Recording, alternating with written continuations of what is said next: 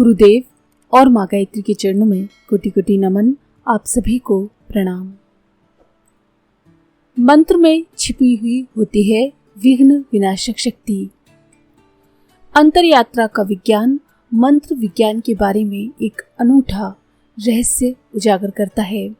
भौतिक विज्ञानी कहते हैं कि ध्वनि और कुछ नहीं है सिवाय विद्युत के रूपांतरण के, जबकि अध्यात्म विज्ञान के विशेषज्ञ योगी जन कहते हैं विद्युत और कुछ नहीं सिवाय ध्वनि के रूपांतरण के, यानी कि ध्वनि और विद्युत एक ही ऊर्जा के दो रूप हैं और इनका पारस्परिक रूपांतरण संभव है। हालांकि इस सच को अभी विज्ञानवेत्ता ठीक तरह से अनुभव नहीं कर पाए हैं, लेकिन अध्यात्म विज्ञान के विशेषज्ञों ने इस सच को न केवल स्वयं अनुभव किया है बल्कि ऐसी अद्भुत तकनीकें भी खोजी हैं जिनके इस्तेमाल से हर कोई ये अद्भुत अनुभूति कर सकता है।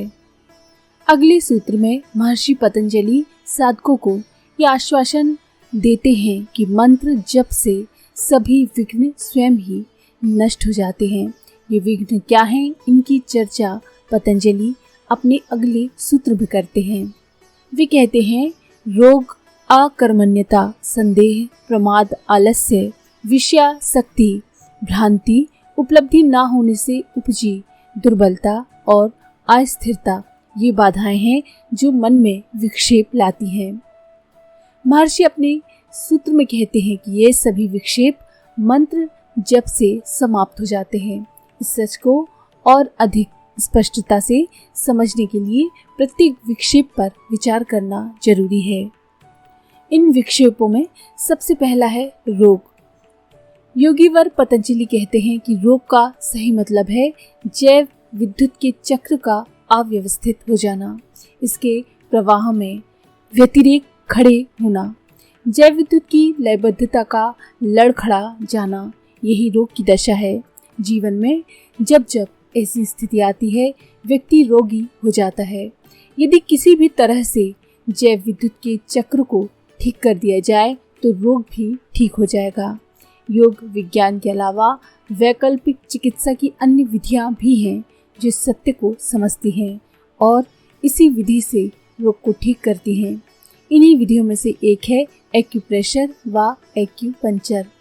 इस विधि के प्रवर्तकों ने शरीर में 700 ऐसे बिंदु खोजे हैं जिनसे होकर प्राण विद्युत संपूर्ण शरीर में प्रवाहित होती है।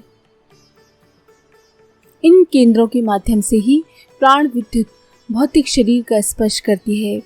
एक्यूपंक्चर के विशेषज्ञों का कहना है कि रोग के दौरान प्राण विद्युत के प्रवाह में बाधा पड़ती है और 700 में से कई बिंदु प्राण विद्युत से विहीन हो जाते हैं और रोग बढ़ जाता है। इस विद्या के विशेषज्ञ अपनी विधियों में इस चक्र को फिर से पूरा करते हैं। मंत्र विद्या इस संबंध में अधिक उच्च स्तरीय प्रयास है। मंत्र के माध्यम से एक ओर तो प्राण विद्युत के चक्र में आने वाली बाधाओं का निराकरण होता है तो दूसरी ओर साधक को ब्रह्मांडीय ऊर्जा का एक बड़ा अंश मिलता है। साधना का दूसरा विक्षेप है अकर्मण्यता। दरअसल अकर्मण्यता तभी आती है जब हमें ऊर्जा का तल बहुत निम्न होता है। ऐसी स्थिति में ही हम स्वयं को निर्जीव या शिथिल अनुभव करते हैं। मंत्र जप के माध्यम से ब्रह्मांडीय ऊर्जा प्रवाह को ग्रहण धारण करके इस ऊर्जा के तल को ऊंचा उठाया जा सकता है और अकर्मण्यता को उत्साह में बदला जा सकता है। तीसरा विक्षेप संशय का है। निश्चितता, दृढ़ता के विरुद्ध होना ही संशय है। इससे मानसिक ऊर्जा कई भागों में बढ़ जाती है। जो साधक मंत्र का प्रयोग करते हैं उनके अंतःकरण में संशय का कोई स्थान नहीं रह जाता। चौथा विक्षेप प्रमाद का रूप लेकर आता है। प्रमाद हमेशा मन का होता है। ये एक ऐसी अवस्था है जिसमें कि मन सम्मोहित जैसा हो जाता है। इसे मन की मूर्छा भी कह सकते हैं। होश गवाया हुआ मन हमेशा ही प्रमादी होता है। अर्थ चिंतन करते हुए किया गया मंत्र जप मन को होश में लाने का उत्तम उपाय है। यदि मंत्र का जप मंत्र की भावना के साथ किया जा रहा है तो फिर मन के प्रमादी होने की कोई गुंजाइश नहीं रह जाती। हाँ, यदि मंत्र के साथ उसकी भावना जुड़ी हुई ना हो तो फिर ये केवल एक अचेतन क्रिया भर रह जाती है और प्रमाद का सिलसिला चलता रहता है। आलस्य 5वां विक्षेप है। इस आलस्य का केवल इतना भर मतलब है कि हमने जीवन के प्रति उत्साह को खो दिया। बच्चे कभी आलसी नहीं होते, वे हमेशा ऊर्जा से भरे होते हैं, यहाँ तक कि उन्हें सोने के लिए भी मजबूर करना पड़ता है। यदि हमें अपना खोया हुआ उत्साह फिर से पाना है तो मंत्र के माध्यम से मन की धूल हटानी होगी, तन में फिर से प्राण विद्युत का प्रबल संचार करना होगा।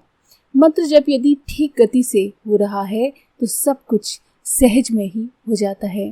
मंत्र साधक को अपनी साधना से नया साहस, नया विश्वास उपलब्ध होता है। उसमें यह अनुभूति आती है कि वो भी कुछ कर सकता है।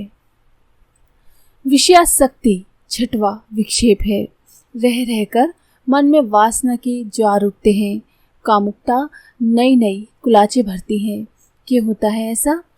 तो इस सवाल का सहज उत्तर है कि शरीर और मन ने ऊर्जा को काफी इकट्ठा कर लिया है, पर उनका ना तो सही तरीके से खर्च हो पाया है और ना ही उसका ऊर्ध्वगमन संभव हो सका है। इस अप्रयुक्त ऊर्जा को ही सही ढंग से प्रयोग में लाया जाना ही हमें विषयासक्ति से छुटकारा दिलाता है। मंत्र साधना से ये आसानी से संभव हो पाता है। ओमकार अथवा इसके विस्तार रूपी गायत्री के जप से जीवन की ऊर्जा का रूपांतरण एवं ऊर्ध्वगमन होने लगता है।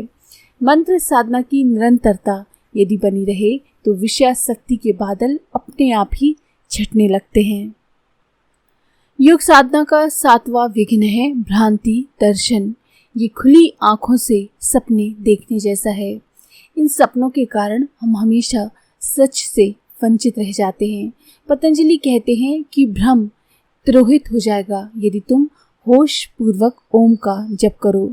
इस जप से जो जागृति आती है वो सपनों का घोर विरोधी है। सपना हमेशा सोया हुआ और खोया हुआ आदमी देखता है। जागृत व्यक्ति को भ्रांतियां नहीं सताती। मंत्र साधना से ऐसी ही अनूठी जागृति पनपती है। दुर्बलता योग का 8वां विक्षेप है। व्यक्ति कहीं न कहीं कभी न कभी स्वयं असहाय एवं दुर्बल अनुभव करता है। दरअसल जब तक विराट से अलग है, उस सर्व समर्थ से दूर है, कभी भी संपूर्ण समर्थ नहीं हो सकता। मंत्र साधना से ये दूरी, ये अलगाव दूर होता है। मंत्र हमारी चेतना को विराट ब्राह्मी चेतना से जोड़ देता है। सर्व समर्थ प्रभु से एकता सच जाने पर फिर कभी दुर्बलता नहीं सताती। साधना के साथ ही सिद्धि का प्रवाह भी चल पड़ता है और साध्य नजर आने लगता है। 9वां विक्षेप अस्थिरता का है। हम शुरुआत तो करते हैं, कुछ दूर तक चलते हैं, लेकिन फिर छोड़ देते हैं। अस्थिरता के कारण मंजिल तक पहुंचना नहीं हो पाता। हालांकि हम इसके लिए बहुत बहाने भी गढ़ते हैं, पर बहाने तो केवल बहाने हैं। कभी परिस्थितियों का बहाना, कभी किसी व्यक्ति का बहाना, कभी दूसरा कोई नया बहाना, पर इन सब के पीछे यथार्थ कारण अस्थिरता ही होती है। मंत्र का जप यदि दृढ़ता पूर्वक होता रहे तो ये अस्थिरता स्वयं अस्थिर होने लगती है और साधक का चित्त हमेशा के लिए इससे मुक्त हो जाता है। महर्षि पतंजलि के इन अनुभूत वचनों की व्याख्या में ब्रह्मऋषि पूज्यवर गुरुदेव कहते थे कि सभी मंत्रों का मूल ओंकार है। इसी का विस्तार गायत्री है। ये गायत्री योग साधकों के लिए कल्पवृक्ष एवं कामधेनु है। इसकी कृपा से सब कुछ अनायास ही हो जाता है।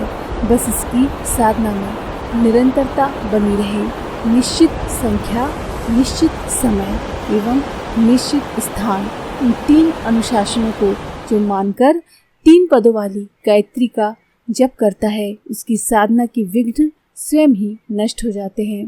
गुरुदेव का कहना था कि गायत्री जप करने वाले को अपने मन की उधेड़ बुन या मानसिक उथल पुथल पर ध्यान नहीं देना चाहिए, यहाँ तक कि मन की ओर देखना ही छोड़ देना चाहिए।